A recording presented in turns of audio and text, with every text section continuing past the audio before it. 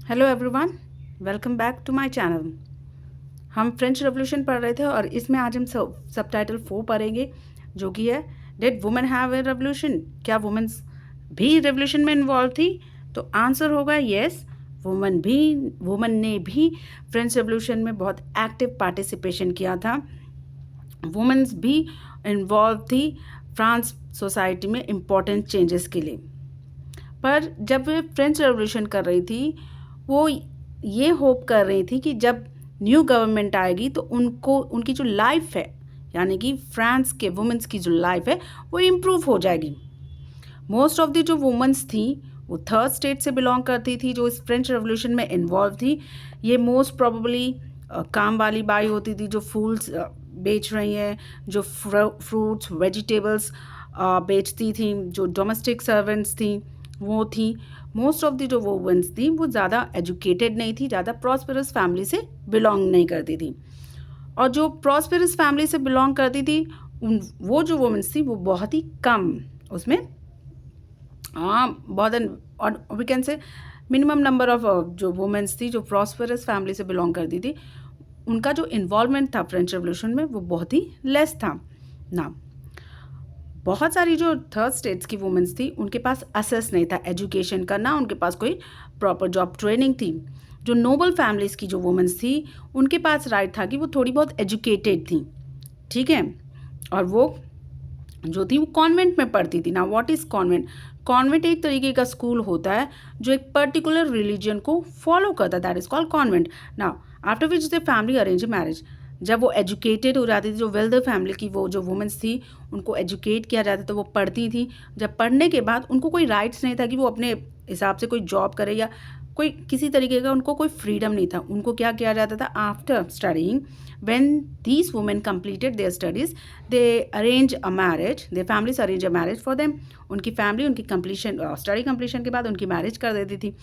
जो working womens थी, working womens had also to care for their families. यहाँ पर अगेन जो वर्किंग वुमेन्स थी वो वर्क ज़रूर करती थी, पर उनको अपनी फैमिली को भी देखना पड़ता था। उनके लिए खाना बनाना पड़ता था, पानी भरना पड़ता था, उनके लिए ब्रेड खरीदने के लिए लाइन में लगना पड़ता था, बाद में बच्चे को जो बेबीज़ होती थी उनको देखना पड़ता था। बट उनका जो वेजेस था, जो उनको मेहताना मिलता था, what that's we call wages, जो वेजेस था वो मेन के मुकाबले बहुत ही कम था ना। अब इस तरीके की समस्याओं को डिस्कस करने के लिए, अपने लिए अपनी अपने अपने राइट्स के लिए वॉइस रेज करने के लिए वुमेन ने भी धीरे धीरे पॉलिटिकल क्लब्स बनाने शुरू कर दिए। अबाउट 60 पॉलिटिकल क्लब्स फ्रांस की सोसाइटी में एग्जिस्ट करने लगे, मतलब प्रचलित होने लगे ना। जो सोसाइटी थी, the society of revolution, one of the women political club as well as the republican women, ये दो फेमस पॉलिटिकल क्लब्स थे उस दौर पे ना। इनमें से एक पॉलिटिकल क्लब की मेन डिमांड ये थी कि जिस तरीके से मेन पॉलिटिकल राइट्स एंजॉय करते हैं उसी तरीके से वुमेन्स भी पॉलिटिकल राइट्स एंजॉय करें। बट जब 1791 में कॉन्स्टिट्यूशन बना तो इस तरीके की पॉलिटिकल राइट वुमेन को नहीं दी गई। इनफैक्ट उनको पॉलिटिकल राइट देने की बजाय उनको एक पासिव सिटीज़न का दर्जा दे दिया गया। वुमेन्स की डिमांड क्या थी कि वो एक्टिव पार्टिसिपेट करे गवर्नमेंट बनाने में, but they way not get any of this right. उनको इस तरीके की किसी तरीके की राइट नहीं दी गई। दे वे पासिव सिटीजन्स, तो वो वोट नहीं कर सकते थे ना। जब अर्ली फ्रेंच कॉन्स्टिट्यूशन बन गया, उसकी शुरुआती दौर पे जो रेवोल्यूशनरी गवर्नमेंट थी उन्होंने ज़रूर वुमेन की थोड़ी बहुत कंडीशन इम्प्रूव करने के लिए लॉज इंट्रोड्यूस किए। जैसे कि अब वुमेन्स का स्कूल जाना जो था वो कंपलसरी हो गया। उनकी जो फादर्स थे वो वुमेन्स को फोर्स नहीं कर सकते थे, गर्ल्स को फोर्स नहीं कर सकते थे कि वो वुमेन्स के अगेंस्ट जाके उनकी शादी, उनके विल के अगेंस्ट उनकी शादी उनको फोर्स नहीं कर सकते थे। वुमेन जब चाहें वो शादी कर सकती थी, जब चाहें वो डाइवोर्स लेकर, लीगली डाइवोर्स लेके अपने अलग हो सकती थी। अब वुमेन्स को अब एक बेटर ट्रेनिंग दी जा रही थी, उनको ट्रेन करके जॉब प्रोवाइड कराए जा रहे थे। कुछ वुमेन्स आर्टिस्ट बन रही थी, कुछ वुमेन्स ने स्मॉल बिजनेस ओपन कर लिए थे। बट स्टिल जो उनका स्ट्रगल था इक्वल पॉलिटिकल राइट के लिए वो कंटिन्यू होता रहा। जब रेगन ऑफ टेरर का दौर आया था, उस समय जो न्यू गवर्नमेंट थी उन्होंने वुमेंस के सारे क्लब्स, सारे पॉलिटिकल एक्टिविटीज़ को बैन कर दिया गया था। बहुत सारी जो प्रोमिनेंस फिगर थे उस टाइम पे वुमेंस को अरेस्ट कर लिया गया, कुछ लोगों को, कुछ वुमेंस को फांसी की सज़ा भी सुना दी गई ना। इसके बावजूद जो वुमेंस का जो मूवमेंट था इक्वल राइट और इक्वल वेजेस का, वो सालों साल मतलब हज़ारों 2 साल तक लगभग चलता रहा। The fight for the vote was carried out through an international suffrage movement. जो फाइट फॉर वोट था वो एक इंटरनेशनल सफरेज मूवमेंट के ज़रिए लेट 19th सेंचुरी से लेकर अर्ली 20th सेंचुरी तक चलता रहा। उनके जो एग्जाम्पल थे द पॉलिटिकल एक्टिविटीज़, वुमेंस के जो पॉलिटिकल एक्टिविकल एग्जाम्पल थे रेवोल्यूशन के टाइम पे, वो आज भी लोगों को इंस्पायर करते किस तरीके से फ्रेंच रेवोल्यूशन के दौर पे वुमेंस भी एक रेवोल्यूशन चला रही थी अपने लिए इक्वल पॉलिटिकल राइट्स को लेकर ना। फाइनली 1946 में वुमेंस जीती, उनको भी अब इक्वल पॉलिटिकल राइट्स दिए गए, यानी कि अब उनके पास भी अधिकार था वोट देने का। नाउ अब जो टॉपिक है, अब ये अबॉलिशन ऑफ स्लेवरी। जॉकोबिन क्लब की, यानी कि जो जॉकोबिन थी, जब वो रेगिम में आई थी फ्रांस में, उनकी सबसे अच्छी बात थी कि उन्होंने स्लेवरी को फ्रांस में अबॉलिश कर दिया था। जितनी भी फ्रांस की कॉलोनीज थी उस टाइम पे, वहाँ पे स्लेवरी को ख़त्म कर दिया गया था। नाउ ये जो कॉलोनीज थी ये कैरिबियन से आइलैंड में थी, Martinique, Guadeloupe and San Domingo. ठीक है, इन कॉलोनीज़ का क्या काम था? ये tobacco, indigo, sugar and coffee जैसी कमोडिटी को सप्लाई करती थी।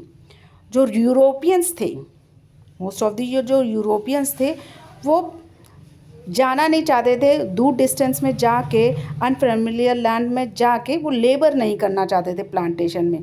सो इन ऑर्डर टू मीट, तो ये जो लेबर की नीड को मीट करने के लिए वो क्या करते थे, उन्होंने this was meant by triangular slave trade, तो उन्होंने स्टार्ट कर दिया स्लेव ट्रेड करना। अब यूरोपियंस के जो लोग थे अपने आप को बहुत बड़ा समझते थे, तो वो ऐसी आइलैंड में जाके, एक अनफेमिलियर प्लेस में जाके लेबरिंग नहीं करना चाहते थे, तो उन्होंने जो स्लेव्स थे उनको अलग अलग जगह से ट्रेड करना स्टार्ट कर दिया।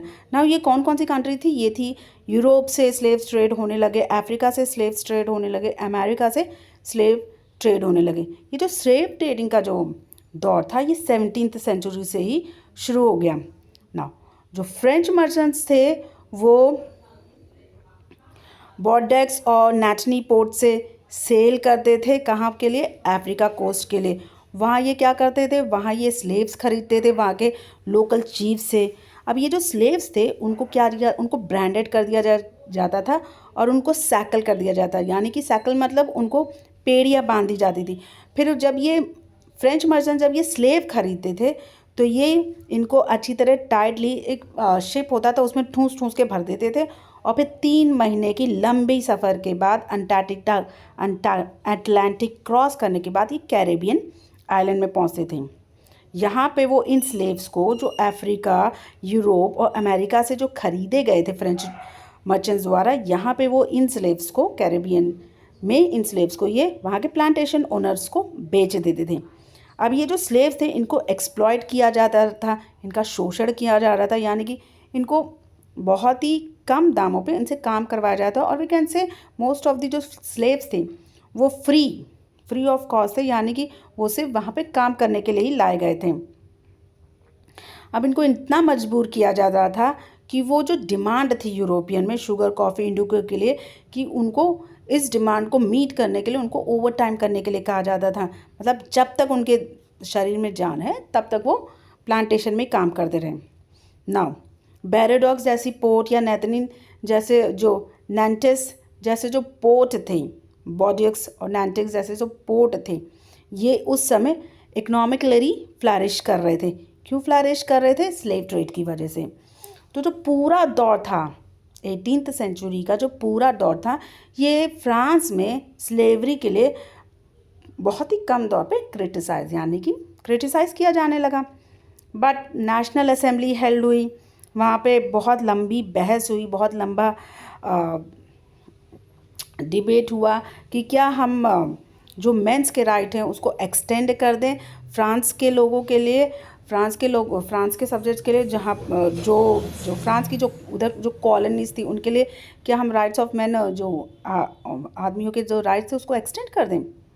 बट उस समय ऐसा कोई लॉ नहीं पास हुआ, क्योंकि लोगों को ये डर था, स्पेशली जो गवर्नमेंट थी उनको ये डर था कि कहीं जो बिजनेसमैन हैं वो उनके खिलाफ़ ना हो जाए और जो उनकी इनकम है वो कहीं बंद ना हो जाए, क्योंकि बिजनेसमैन की उस समय जो बिजनेसमैन की जो इनकम थी वो स्लेव ट्रेड पे डिपेंड होती थी।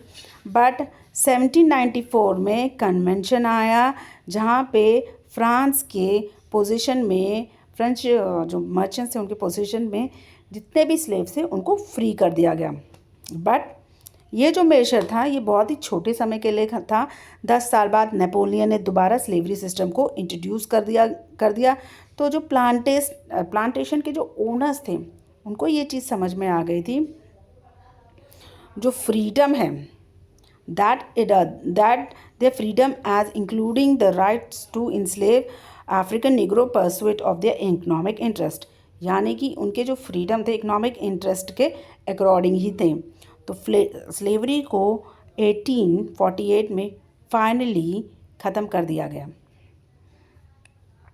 अब इसके बाद हम नेक्स्ट पढ़ेंगे रेवोल्यूशन एंड एवरीडे लाइफ।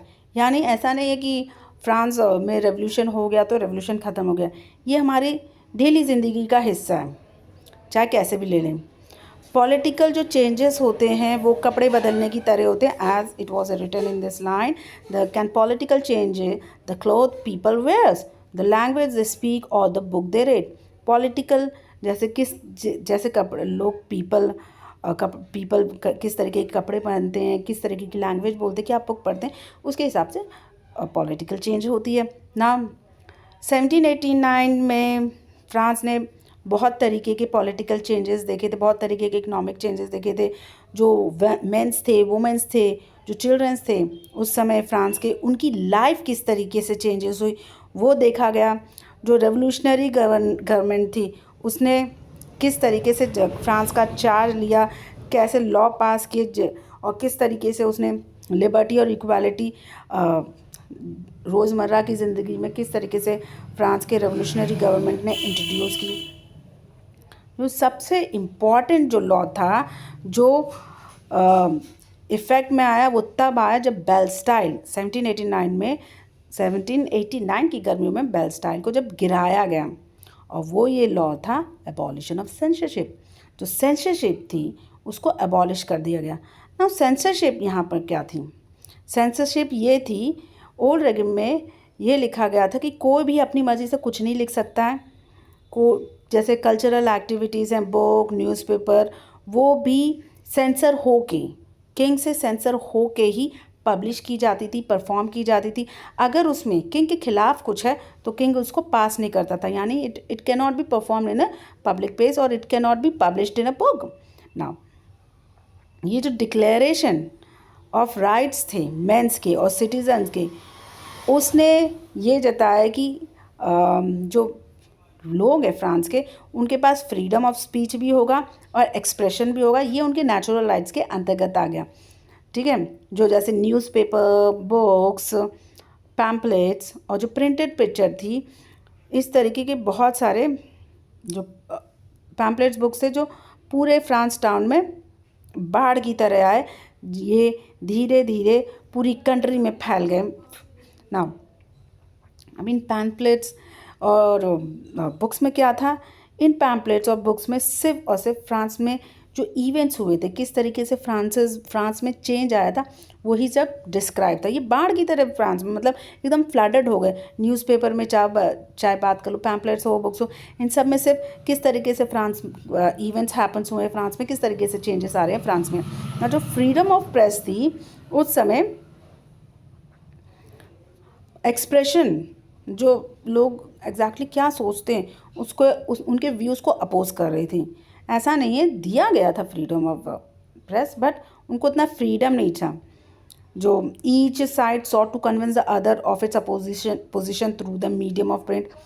तो जो हर साइड थे, चाहे अपोजिट साइड हो, चाहे रूलिंग पार्टी साइड हो, चाहे अपोजिट पार्टी साइड के साइड हो, वो एक दूसरे को कन्विंस करने में ही लगे रहते थे। किसके ज़रिए? प्रिंट मीडिया के ज़रिए ना। जो पीपल थे, उन जो लार्ज नंबर ऑफ़ लोग होते हैं, उनको किस तरीके से अट्रैक्ट किया जाएगा? उनको प्ले के ज़रिए अट्रैक्ट किया जाएगा, गाने के ज़रिए अट्रैक्ट किया जाएगा, फेस्टिवल्स कंडक्ट कर लो, उसके ज़रिए लार्ज नंबर ऑफ़ पीपल को अट्रैक्ट किया जाएगा। वहाँ पे फिर उनको उनसे राय ली जाएगी, उनको बताया जाएगा, इस तरीके की चीज़ों को बताया जाएगा।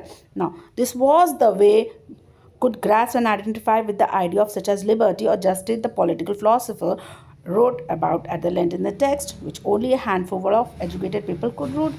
मतलब कुछ फिलोसोफर के जो थॉट्स थे, उनको भी वहाँ पे लार्ज नंबर ऑफ़ पीपल को सॉन्ग के ज़रिए, प्लेस के ज़रिए उनकी लिबर्टीज़ को भी बताया जा रहा था कि लिबर्टी क्या चीज़ होती है, what is the meaning of liberty, इस तरीके से कतार। As you can see in this picture, गाने वाने के ज़रिए लोगों को एजुकेट किया जा रहा था लिबर्टी के लिए। नाउ तो फाइनली कंक्लूशन क्या है कि 1804 में नेपोलियन बोनापार्ट को फ्रांस का एम्परर घोषित किया। उसने जो साइड की जो कंट्रियाँ थी, नेबर कंट्रीज़ थी, उनको कॉन्कर किया गया, उनकी डायनेस्टी को ख़त्म किया और फिर एक नए किंगडम को उसने बनाया। उसने एक नई फैमिली को इंट्रोड्यूस किया।